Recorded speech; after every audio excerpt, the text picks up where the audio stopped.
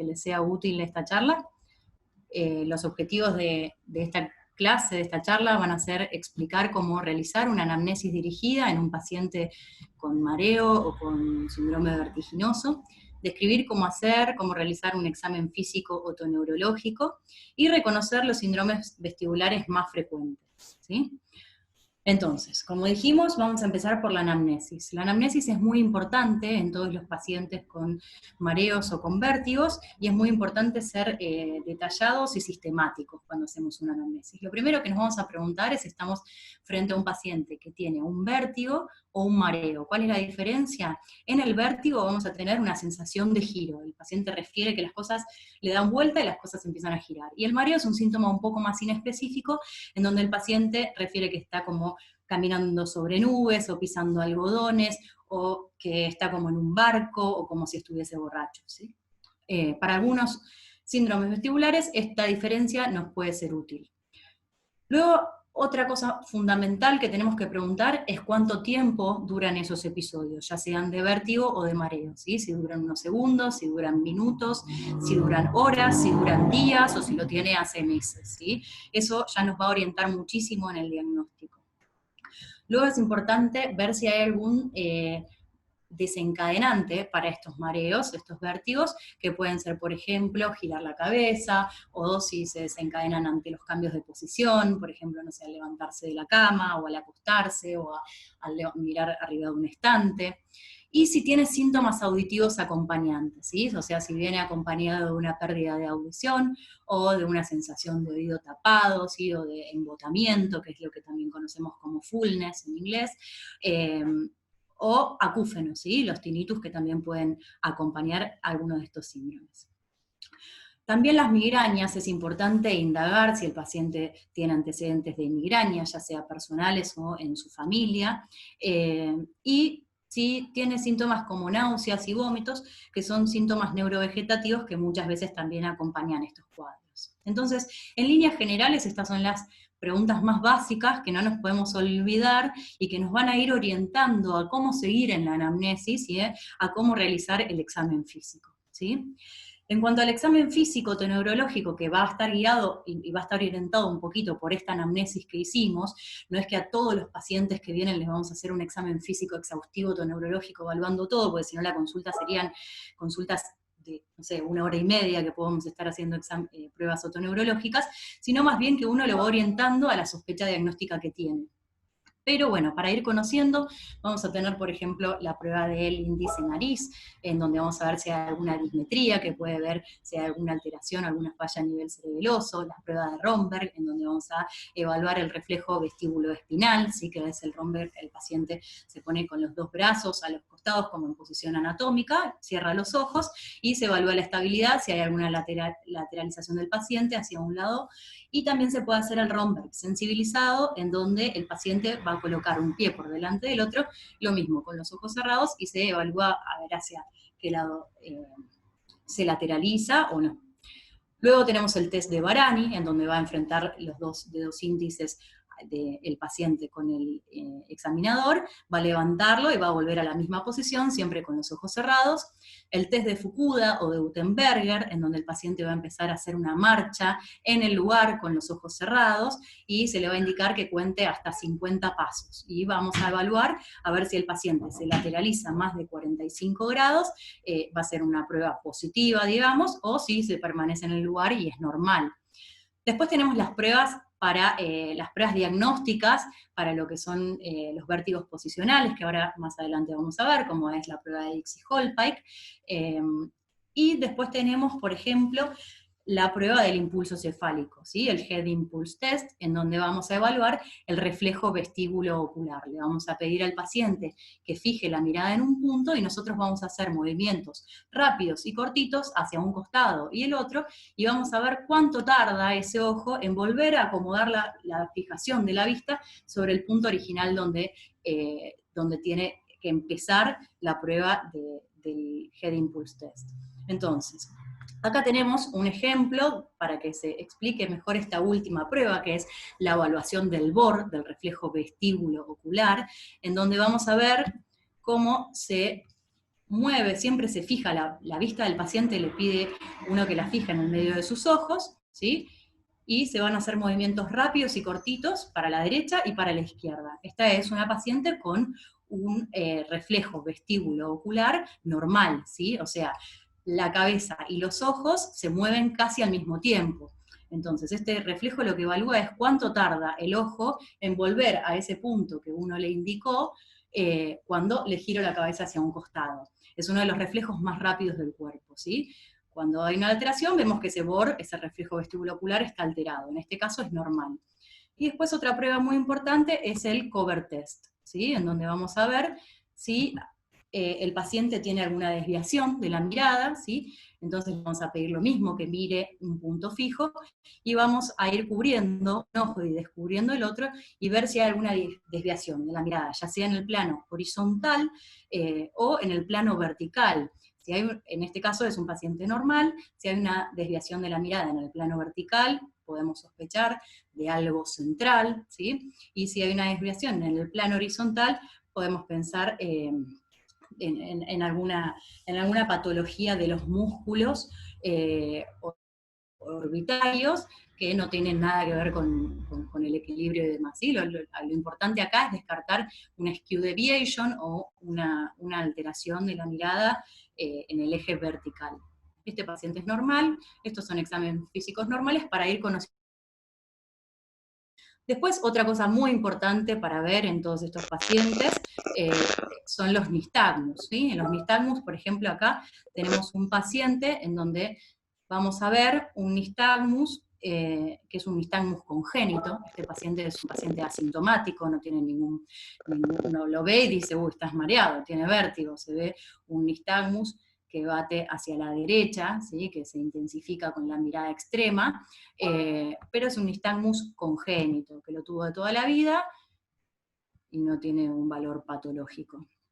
Y después acá tenemos a esta señora, en donde también vamos a ver que se va a desencadenar un nistagmus, pero es un nistagmus de tipo vertical, tipo downbeat, que va hacia abajo, que también se exacerba cuando realiza la mirada extrema. Y esto nos puede hablar de un origen a nivel del sistema nervioso central, ¿sí? Bueno, yo los veo mucho más rápidos, a veces cuestan a través de Zoom bien, con lo cual espero que puedan verlo. Yo si no se los voy a ir contando lo que veo, porque va a ser, son a veces cosas muy sutiles y es difícil de verlo. Bueno, entonces como dijimos, los objetivos de esta clase, volviendo un poquito a eso, íbamos a explicar cómo hacer una anamnesis, encarar a un paciente mareado,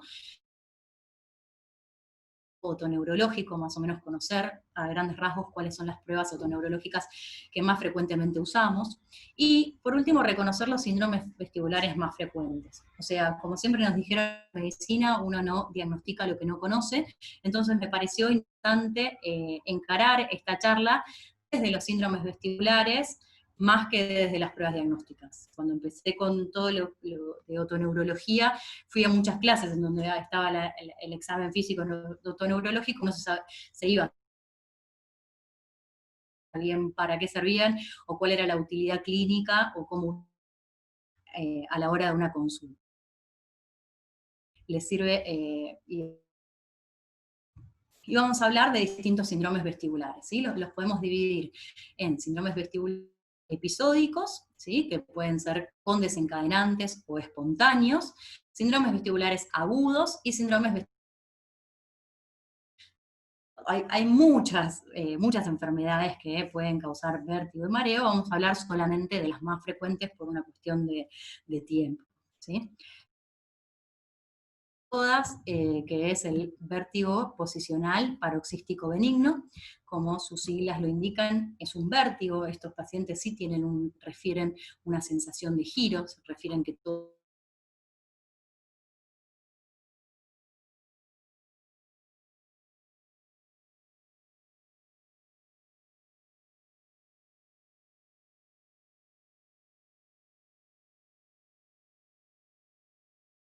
están, o cuando giran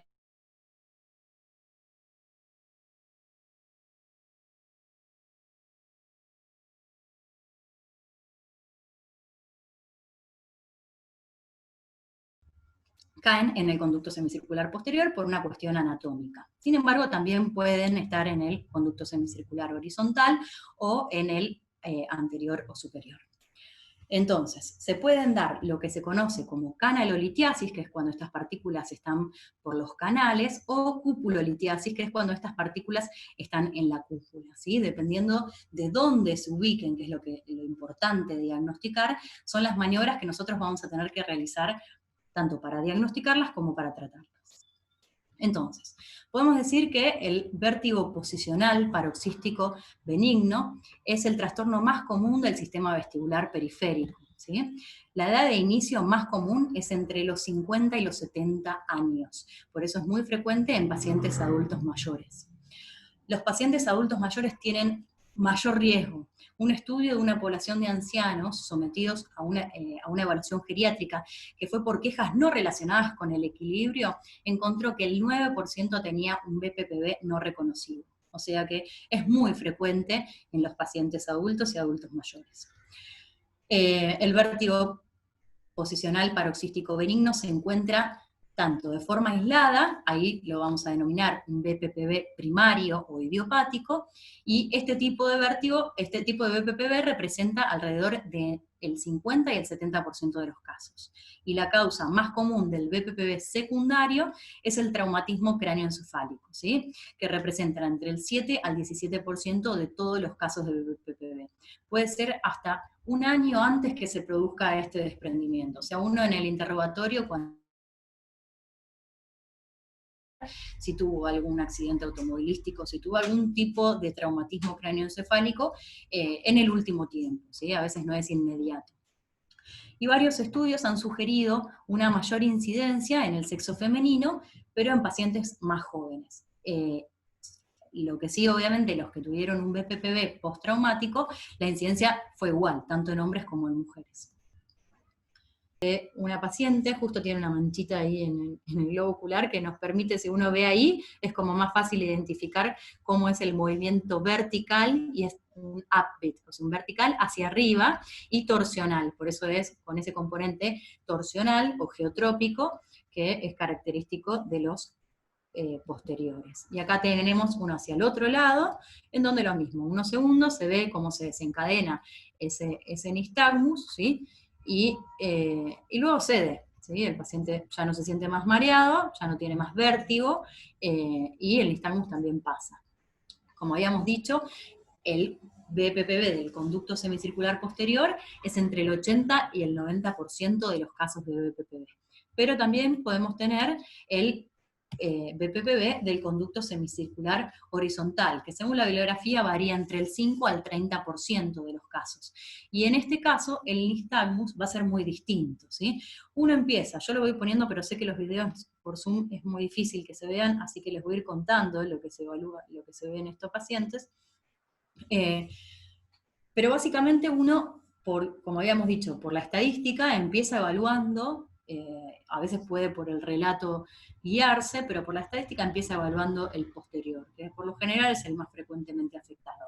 Si cuando yo hago la maniobra de Dixie-Hallpike, que es para evaluar el posterior, me encuentro con esto que tiene este paciente, quizás en el video del medio es donde mejor se observa, que es un nistagmus de tipo horizontal, vemos que tiene un nistagmus que va hacia la derecha del paciente, pero en el plano horizontal, estamos hablando de un BPPV del conducto semicircular horizontal. Y la maniobra diagnóstica para este, que a veces se puede desencadenar en el Dixie-Hallpike, la correcta es hacer un roll test, ¿sí? Que es esto que estamos haciendo con el paciente.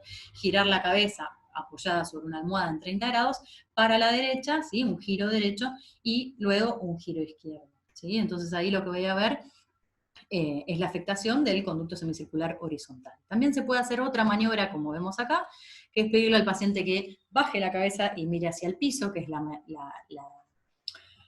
maniobra de Bow, y que mire hacia el techo, que sería la maniobra de Linz. ¿Sí? Son las 4 maniobras diagnósticas que uno puede usar para diagnosticar el conducto semicircular horizontal, ¿sí? Y según la dirección del nistagmus y la intensidad del nistagmus, uno va a identificar si es del oído derecho o si es del oído izquierdo, ¿sí?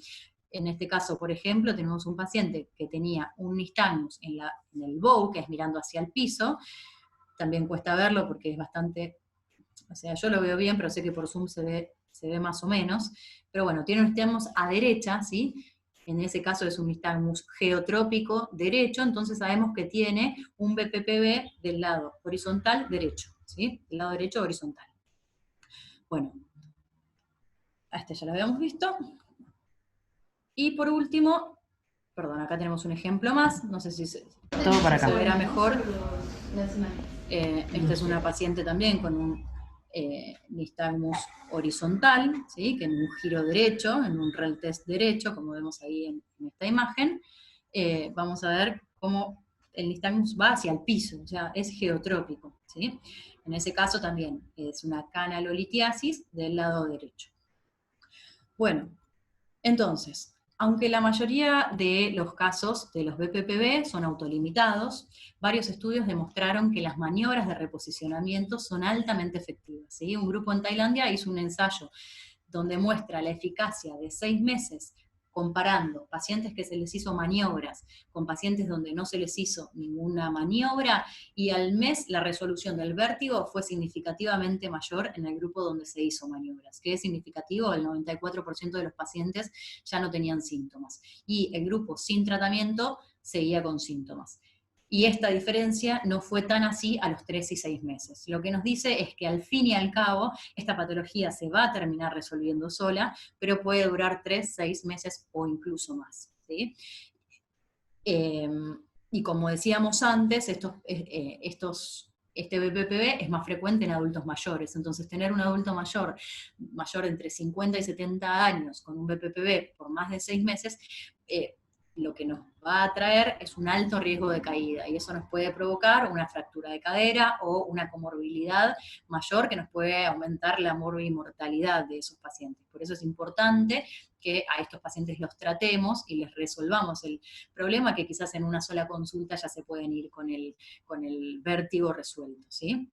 Otros autores estudiaron 20 pacientes donde se les hizo maniobras y 20 pacientes sin tratamientos, y lo que vieron fue a los 3 meses todos los pacientes que habían tenido tratamiento habían resuelto sus síntomas, mientras que solamente el 25% del grupo sin tratamiento, a los 3 meses estamos hablando, estaba libre de síntomas. Así que bueno, y por último también hay varios estudios que demostraron que las instrucciones de las maniobras postlibratorias, o sea, cuando uno termina de hacer la maniobra libratoria o la maniobra de reacomodación, hay muchas veces que uno no se indican que se queden quietos, o los pacientes se quedan así porque tienen miedo que se les desencadene de nuevo, empiezan con cervicalgias o les dicen que no giren para tal lado. Bueno, no se demostró que no eran efectivas dar algún tipo de indicación después de hacer la maniobra, que con la maniobra es suficiente. Entonces, bueno, ¿cuáles son esas maniobras que uno va a hacer? Bueno, para lo que es el conducto semicircular posterior, vamos a tener la maniobra de Epley, que es la más utilizada, ¿sí? La más conocida, en donde voy a pedirle al paciente, le voy a acostar, como vimos en los primeros videos, giro la cabeza hacia un lado, hacia atrás, y se desencadena el nistagmus. Por ejemplo, en este caso que tenemos acá, empieza hacia la derecha, luego voy a girar la cabeza hacia la izquierda, luego le voy a pedir que ponga la frente contra la camilla y la pera contra el hombro, y por último lo voy a terminar sentando, ¿sí? Esa es la maniobra de Epley. Después también podemos hacer la maniobra libratoria de Semont, en donde también se usa para las cúpulolitiasis posteriores. En este caso, bueno, acá como vemos el dibujo, primero está sentado, gira la cabeza, se acuesta como apoyando la nuca, y luego se va totalmente hacia el otro lado apoyando la frente sobre la camilla. Y después tenemos muchísimas maniobras para los conductos semicirculares horizontales, como la de Lempert o Barbacoa, que es de las más conocidas, o la maniobra de Buffoni, Buffoni modificada, de Suma de Maya. Bueno, hay muchas maniobras. Y para el conducto semicircular anterior, que no lo vimos porque la verdad es que se lleva entre el 1 y el 3% de estos BPPB, pero que tenemos la maniobra de reacomodación de Jacobino, ¿sí? En este caso, el nistagmus diagnóstico, vamos a tener un nistagmus vertical hacia abajo, va a ser un downbeat. Entonces, en el BPPB posterior es un upbeat, en el horizontal es un upbeat, es vertical hacia arriba. En el horizontal va a ser horizontal hacia la derecha o a la izquierda, dependiendo del conducto que esté afectado, y en el anterior va a ser un downbeat, o sea, vertical hacia abajo, ¿sí? Eso va a ser por el tipo de corrientes, si es ampulífuga o ampulípeta, ¿sí? De los líquidos endolinfáticos. Luego vamos a hablar del segundo trastorno vestibular más comúnmente visto, más que nada en las guardias, que es la neuronitis vestibular, en donde se va a presentar un paciente que tiene un vértigo muy violento que empieza bruscamente, está asociado a náuseas y vómitos, en este caso no dura unos segundos, puede durar horas o incluso días. No viene con síntomas auditivos acompañantes ni tampoco neurológicos, solamente está el vértigo, y por lo general hay una afectación de un oído unilateral. Tiene una incidencia de 3,5 individuos por cada 100.000 habitantes. Y también va a tener 2 picos de incidencia de afectación, entre los 20 y los 30 años de edad, y entre los 50 y los 60 años. El cuadro, entonces, como dijimos, es muy distinto, no tiene nada que ver con lo que es el BPPV, no es un vértigo que dura segundos y que pasa, ¿sí? Este es un paciente que se levantó ese día, está con náuseas, está con vómitos, tiene vértigo, siente que todo le gira, se siente muy mareado, pues, por lo general llaman a la ambulancia o terminan internados en alguna clínica, y estos pacientes, por lo general, se les hace una resonancia magnética, se los estudia y terminan internados hasta que lentamente, a medida que van pasando los días y las horas, van mejorando espontáneamente también. Acá vamos a tener el típico nistagmus que tiene un paciente en una neuronitis vestibular. Como vemos, es un nistagmus horizontal también, que va a cumplir la ley de Alexander, que si vamos a ver, en este caso es un paciente que tiene un nistagmus que bate hacia la izquierda, entonces el lado afectado es el lado opuesto. Si bate hacia la izquierda, el lado afectado es el derecho, ¿sí? Bate siempre hacia el lado sano. Y lo que vamos a ver es que cuando uno le pide al paciente que lleve la mirada hacia el lugar, hacia donde el nistagmus bate, ese nistagmus aumenta de intensidad. Y cuando lo lleva al lado opuesto, ese nistagmus baja la intensidad. ¿Sí? No sé si se logra ver bien, pero este es un paciente con una neuronitis vestibular aguda, ¿sí? Que lo vimos en el momento en donde casi se le desencadenó, y vemos el nistagmus que es muy evidente.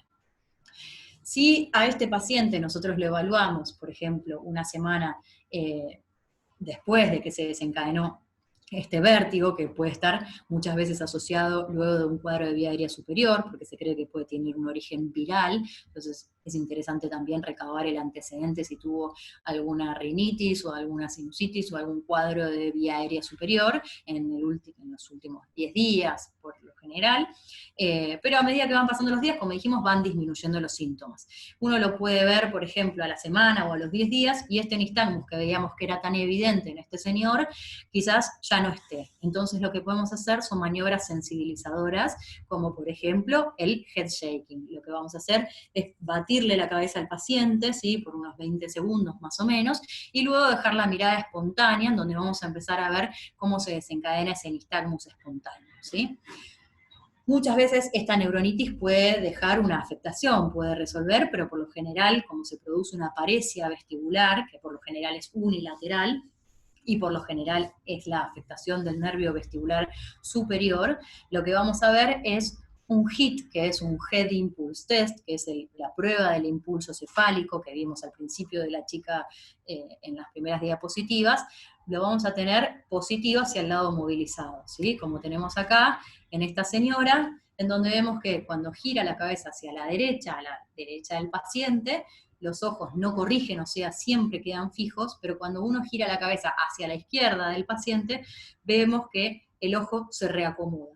Va hacia donde giró la cabeza y después vuelve a fijar el punto. Entonces tiene ese reflejo vestíbulo ocular prolongado, ¿sí? Eso es lo que nos da la pauta de que el borde está afectado y que tiene una hiporreflexia, una hipofunción del lado izquierdo. Otra prueba interesante que hay que hacer estos pacientes, que nos sirven entre otras para determinar si estamos hablando de un vértigo de origen central o de origen periférico, es el cover test, ¿sí? Como vemos acá en este paciente, es un paciente en donde es muy sutil, lo voy a mostrar varias veces, que ya encima de que es por Zoom y encima de que es sutil, quizás es difícil de ver, pero vamos a ver que del lado izquierdo del paciente, él sube Eso es una skew deviation, ¿sí? Lo que vamos a ver es que hay una desviación de la mirada en el eje vertical, y eso nos puede estar hablando de otra cosa, que no sea una neuronitis vestibular, sino más bien algo central. Ahí en este caso tendría que descartar, por ejemplo, un ACV. Son pacientes que vienen muy sintomáticos y que si son pacientes adultos mayores que tienen factores de riesgo, tabaquistas, diabéticos, lipémicos, etcétera, uno tiene que tenerlo en cuenta y siempre descartar un origen central. Entonces, como dijimos, son, aparte de la videonistamografía con test calórico, se puede hacer una videonistamografía con un VHIT. ¿Qué es el VHIT? Como vemos acá en la segunda imagen de la señora rubia de rulitos, vamos a ver que se colocan también unas antiparras con una cámara infrarroja que siempre ve la pupila, acá como se está marcando, en la imagen de arriba es importante que siempre la pupila esté bien centrada, no como las 3 imágenes de abajo, en donde eso nos pueden dar resultados patológicos y que no podamos llegar ni siquiera a un diagnóstico, en donde lo que hay veces que nos termina de complementar lo que son los test calóricos, ¿sí? O sea, no es que lo reemplazan, los dos estudian la función vestibular, pero lo que hace las pruebas calóricas es estudiar las altas frecuencias, ¿sí? De los nistagmos, y en el caso del VHIT se estudian las bajas frecuencias. Entonces yo puedo tener un paciente que tenga alteradas las bajas frecuencias y no las altas, o viceversa, y en ese caso tener uno de estos estudios normal y el otro patológico. Entonces no es que terminé de estudiar toda la función vestibular del paciente, realizando solamente los test calóricos o realizando solamente el VHIT, ¿sí? Lo ideal, si uno no encuentra en el primer estudio que realiza cuál es la alteración, bueno, puede seguir buscando, ¿sí? En este caso, lo que se está evaluando con los test calóricos es el nervio vestibular superior, ¿sí? Que va a llevarse la información del conducto semicircular horizontal. Y con respecto al VHIT, uno lo que va a hacer es evaluar todos los canales, según los movimientos de la cabeza que hace, ¿sí? Lo que hace es estudiar el BOR. Entonces, de la misma manera que hacíamos el estudio del impulso cefálico, que veíamos como el paciente fijaba la vista en un punto y uno giraba la cabeza, acá se hace lo mismo, pero se mide en forma computarizada el movimiento de los ojos y el movimiento de la cabeza, que es estas curvas que aparecen cada tanto en esta... ¿cómo decirlo? Esto que parece como un electrocardiograma, pero no, es el movimiento de la cabeza y de los ojos, que tienen que ir simétricos, ¿sí? Se tienen que mover juntos, a la vez, cuanto más pegados, más normal es ese reflejo, ¿sí? Entonces, según para qué lado yo mueva la cabeza, van a ser los canales que voy a estar estudiando. Si yo giro hacia la derecha y hacia la izquierda, que era como el examen físico que hacíamos, vamos a estudiar los canales horizontales, ¿sí? O laterales.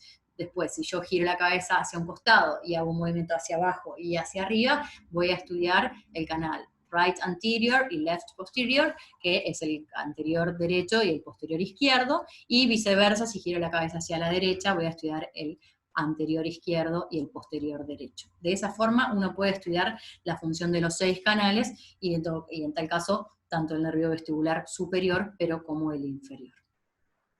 Esto es más o menos lo que nos vamos a encontrar en el resultado de un VHIT, ¿sí? En donde vamos a ver que el color verde va a ser el movimiento de la cabeza, y el celeste o el rojo va a ser el movimiento de la cabeza, y el verde va a ser el movimiento de los ojos, ¿sí? Que tienen que ir parejitos, como vemos en el lateral derecho, ¿sí? En la figura media de la derecha, vamos a ver que la ganancia media, como dice ahí, es de 0,77, es un poquito menor que en el resto de los canales, y también vamos a ver cómo hay muchas sacadas, o sea, movimientos correctivos del ojo, que los vemos ahí en rojo, que esos pueden hablarnos de un hallazgo patológico. Entonces, ¿cuándo el VHIT es patológico? Cuando tiene tanto ganancias menores a 0,6, en este caso está medido al límite entre el 0,77, o cuando hay una simetría mayor al 20% entre el derecho y el izquierdo, ¿sí? Después tenemos los potenciales vestibulares miogénicos evocados, ¿sí? Vamos a tener tanto cervicales como oculares. el BEMP. Entonces, estos famosos BEMP cervicales, como vemos acá, vamos a tener un estímulo que es un clic y se va a producir una contracción del músculo esternocleidomastoideo. Y de esa forma lo que vamos a estar evaluando es a nivel del sáculo. Entonces lo que vamos a estar evaluando es el nervio vestibular inferior, que es mucho menos frecuentemente afectado que el superior, ¿sí? Que lo evaluábamos con las pruebas calóricas o con el VHIT. Entonces capaz tenemos unas pruebas calóricas normales, un VHIT normal, y queremos evaluar el nervio vestibular inferior porque todavía sospechamos que hay una hipofunción y el paciente continúa con síntomas, bueno, podemos recurrir a un BEMP cervical. Y después tenemos los BEMP oculares, ¿sí? En donde vemos también lo mismo, se va a evaluar la contracción de los músculos oculares, le vamos a pedir al paciente que mire siempre bien hacia arriba, y se va a hacer el estímulo con también un clic a través del oído, y de esa forma lo que vamos a ver es más bien la función utricular, ¿sí? De esta forma estudiamos casi todos los órganos otolíticos, y bueno, vemos si hay alguna falla unilateral o bilateral que puede ser posterior a una neuronitis, y que también existen muchos diagnósticos diferenciales, pero estamos hablando solamente, como decíamos al principio, de los más importantes. Por anteúltimo, la migraña vestibular, que es otro de los síndromes vestibulares más frecuentes, en donde vamos a tener ataques de vértigo que van a ser causados por migraña, ¿sí? Hay crisis vertiginosas que pueden durar desde minutos hasta 3 días de duración. Y lo característico es que no tienen alteraciones o no tienen pérdida de audición, ¿sí? Puede sí estar asociado a fullness, a sensación de embotamiento, o a acúfenos, ¿sí? De aproximadamente 2000 Hz como frecuencia media, y no existe un diagnóstico, un gold standard, un estudio diagnóstico para diagnosticar la migraña vestibular, sino que uno tiene que apoyarse principalmente en la clínica y ver los criterios diagnósticos y siempre excluir todas las demás causas. Entonces, acá tenemos un artículo, ¿sí?, de la Sociedad de Varani, que se publicó en el año 2013, en donde nos muestran cuáles son los criterios diagnósticos para hablar sobre una migraña vestibular definida o una migraña vestibular probable, ¿sí? En donde acá vamos a tener que en la migraña vestibular definida se tienen que cumplir todos de los siguientes ítems, en donde tiene que haber al menos 5 episodios de síntomas vestibulares que sean de intensidad moderada a severa y que duren entre 5 minutos a 72 horas, ¿sí? Que tengan migraña o una historia de migraña, que puede ser con o sin aura, que tenga una o más manifestaciones de migraña en al menos el 50% de los episodios vestibulares. O sea, puede tener episodios vestibulares sin migraña, sí, pero por lo menos la mitad tienen que estar asociados a migrañas. ¿Y cómo van a ser esas migrañas? Bueno, va a ser cefaleas con al menos 2 de las siguientes características: que sea hemicraneal, o sea, de un solo lado, que sea pulsátil, de una intensidad moderada severa, por eso es una migraña, y que tenga agravamiento por la actividad física habitual. También puede estar asociado a foto y fonofobia, auras visuales, y, como siempre, que no es explicado por otro trastorno vestibular. Estos son pacientes que hay veces que, como están mareados y capaz no se llega a un diagnóstico correcto, muchas veces se los manda a hacer rehabilitación vestibular, y como vimos ahí, se agravan los síntomas por la actividad física habitual. Entonces son pacientes que toleran muy mal y se van pésimo de la rehabilitación vestibular. Entonces en estos pacientes lo ideal es no mandarlos. Y la probable, en donde solamente lo que cambia es que deben cumplirse con los ítems 1 y 4 de los que ver, más uno de los criterios 2 o 3, ¿sí?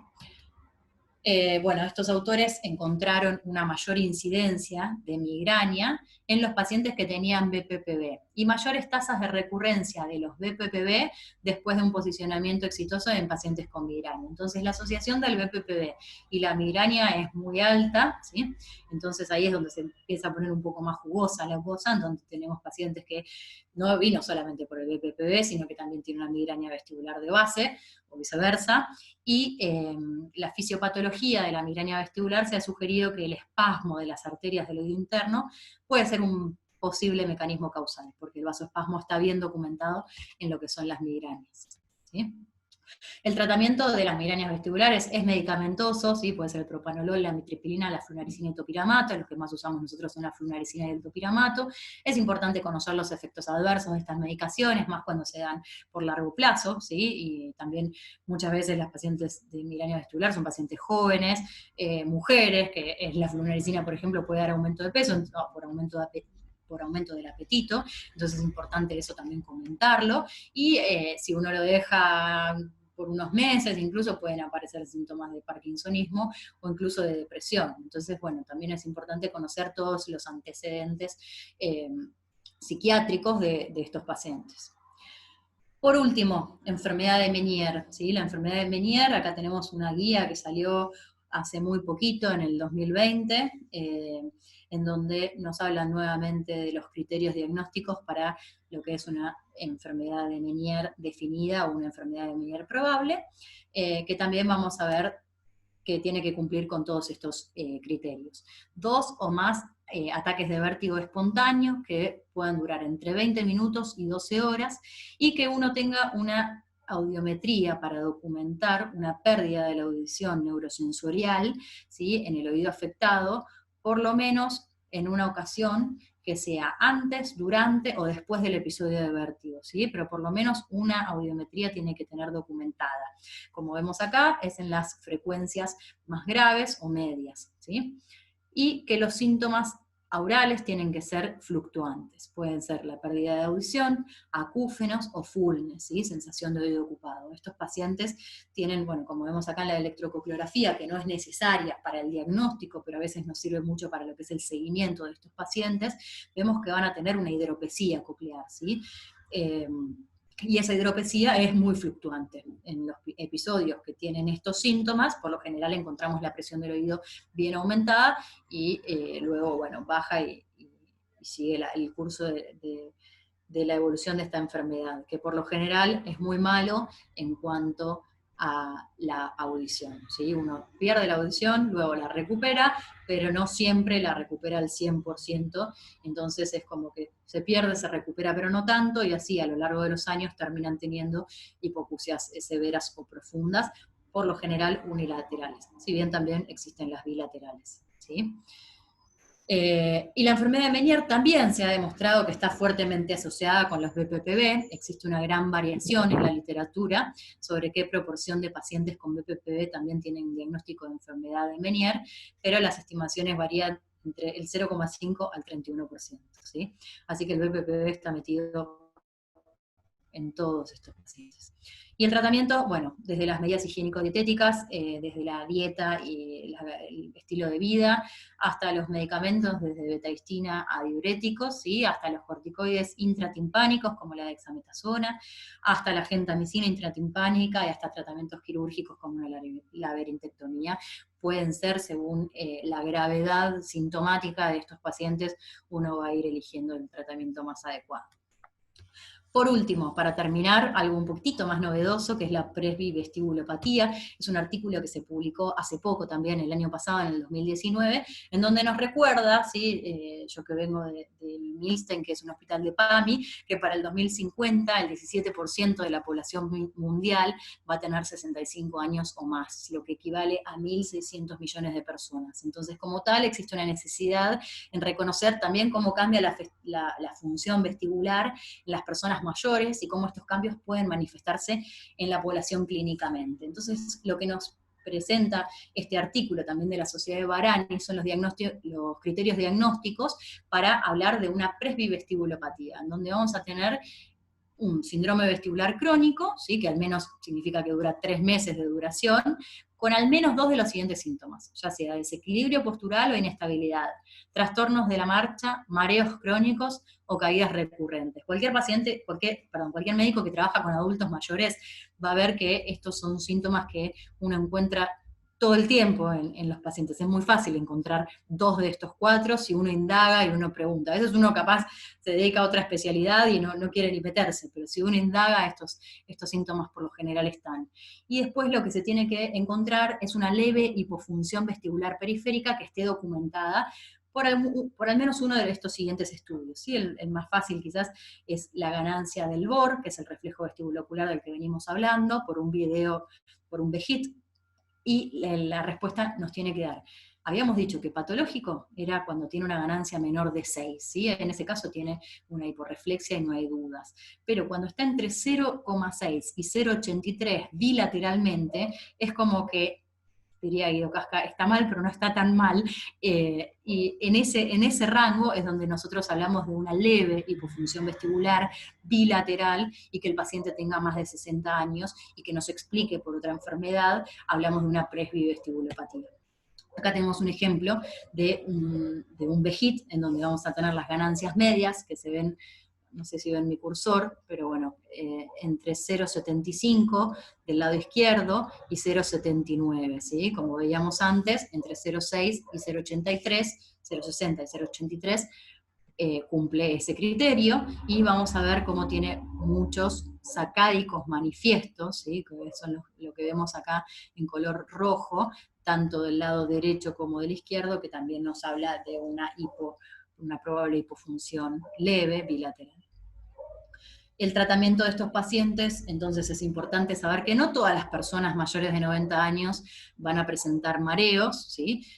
Los mareos y el desequilibrio por el deterioro vestibular en la población de edad avanzada pueden considerarse que son condiciones que pueden venir con la edad, pero que no son dependientes de la edad, ¿sí? Los adultos mayores sanos demostraron que pueden mantener ganancias normales del BOR después de los 80 años, no es que todos lo vayan a tener. Y sí es importante saber, para poder indicarle a los pacientes, que una gran cantidad de evidencia respalda el beneficio de la rehabilitación vestibular en pacientes con edad avanzada que tengan alguna pérdida fisiológica vestibular, y esto nos puede prevenir muchas comorbilidades, como mencionábamos antes, de caídas, fracturas, etc. Así que bueno, para terminar, a modo de conclusión, brevemente explicamos cómo realizar y cómo encarar una anamnesis dirigida de estos pacientes, describimos el examen físico otoneurológico también dirigido a la patología que sospechamos.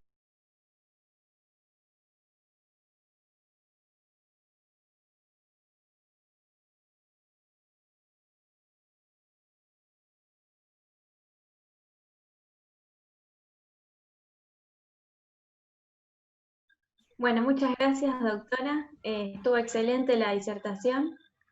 Ahora vamos a continuar con las preguntas. Muy bien. Bueno, la doctora Verónica pregunta si aporta algo al diagnóstico el BNG o BGIT cuando el examen clínico e interrogatorio surge déficit vestibular periférico. Si el diagnóstico, ya tanto con la anamnesis, con el examen físico, es muy evidente, uno directamente a ese paciente ya lo puede empezar a tratar y no necesita un estudio complementario. A veces para lo que nos sirve es para el seguimiento de estos pacientes y para ir viendo la evolución, ¿sí? Ya sea el tratamiento haya sido una rehabilitación vestibular, si es que uno no mejora del todo y quiere encontrar exactamente dónde está la falla para orientar y ajustar un poco más esa rehabilitación vestibular y hacer un tratamiento más específico, ¿sí? Pero si no, uno puede empezar tranquilamente el tratamiento sin los estudios. Muchas gracias. Y la próxima pregunta es del doctor Hussein. Si tenés experiencia con potenciales vestibulares evocados miógenos. Sí, nosotros hacemos los BEMP, cervicales y oculares, ahora estamos también empezando a hacer, y sí, la verdad es que nos sirven y nos sirven mucho porque hay veces que, como decía, hacemos una videonistamografía con test calóricos, que es normal, hacemos un VEGIT que es normal, y vemos que quizás la falla es a nivel del nervio vestibular inferior, y un BEM cervical, por ejemplo, nos termina dando el diagnóstico y cuál es la causa de la patología, de los síntomas del paciente, y nos sirve, como decía antes, para orientar el tratamiento. Bárbaro. Después preguntan, para la neuronitis aguda, ¿qué medicación elegís? Bueno, para la neuronitis aguda se pueden dar tratamientos con corticoides, ¿sí? Que es como la primera línea, y también se pueden dar tratamientos con betahistina, ¿sí? Que quizás es un poquito más controvertido, pero los últimos estudios hablan de que es hasta incluso beneficioso. Al principio se creía como que retrasaba la recuperación y ahora ya eso ya está más, se sabe un poquito más que no, así que también son válidos. Ah, bárbaro. Y después el doctor José Moscoso pregunta, ¿podría estar asociado a una migraña vestibular, un cuadro de migraña de curso incipiente y sin vértigo, pero que exacerba con el cambio de posición a decúbito y que mejora con la sedestación? Sí, o sea, va a tener, o sea, que tiene un vértigo posicional, ¿verdad? Que le quiero leer, a ver, porque me perdí está por acá, José Moscoso. ahí lo encontré. Sí, una migraña vestibular, un cuadro de migraña de curso incipiente y sin vértigo. Ah, que empeora la migraña sin vértigo. No tuve pacientes así. La verdad que en esos casos, si son pacientes que solamente tengan migraña y no tengan síntomas de mareo o vértigo y demás, son pacientes que yo al menos los derivo al neurólogo y los trata un neurólogo especialista en migrañas. Si tienen algún síntoma vestibular acompañante, ahí sí los veo. Pero si no, la migraña sin síntoma vertiginoso, ni mareo, ni nada, los trata directamente el neurólogo. Después, el doctor José Acosta pregunta, relación de vértigo agudo con antecedentes de ingestión de embutidos, atún o huevo. Bueno, muchas veces esos son gatillos que pueden funcionar como desencadenantes y que es muy importante conocer cada paciente, es muy variable, ¿sí? Dependiendo cada paciente, algunos te dicen que se desencadena con el chocolate o con las bebidas, con las colas, y en esos casos, obviamente lo que uno indica y sugiere es eliminar esos alimentos de la dieta. Es muy frecuente en las migrañas vestibulares, ¿sí? Que funcionan como gatillos. Bárbaro. Y después la doctora Verónica pregunta, en migraña vestibular, ¿considera factores de dieta hormonal y el uso de AINES previo al inicio de medicación que nombró? Sí, fue como un resumen, o sea, uno por querer hablar un poquito de cada cosa solamente me fui a la medicación, pero obviamente siempre se apunta primero a hacer un cambio también en la calidad de vida. A veces que nosotros también, como estamos en un centro muy especializado, nos llegan pacientes que quizás ya pasaron por todas esas instancias, entonces uno como que ya va a una segunda o tercera instancia de tratamiento, pero sí, siempre los factores de dieta, también el consumo de anticonceptivos orales en pacientes, en mujeres jóvenes está muy asociado. Sí, obviamente uno primero hace como un wash out y una limpieza y mejorar la calidad de vida y todo obviamente va a ser beneficioso para el paciente. Bárbaro. Después preguntan, doctor D'Alessio, crisis vertiginosa intensa, un solo episodio de 2 días de internación, más hipoacusia súbita, con resonancia normal, diagnóstico diferencial, al momento solo vértigo leve ante ciertos movimientos de la cabeza. Bueno, muchas veces ahí lo que lo que uno puede sospechar con una resonancia normal es un síndrome cocleovestibular súbito, ¿sí? En donde justamente tenemos eso, una pérdida de audición, es como una neuronitis asociada a la pérdida de audición, ¿sí? Una laberintitis que puede estar. Sí. Bien. Por ahora ninguna pregunta. El doctor Evangelista, no sé si quiere hacer alguna pregunta.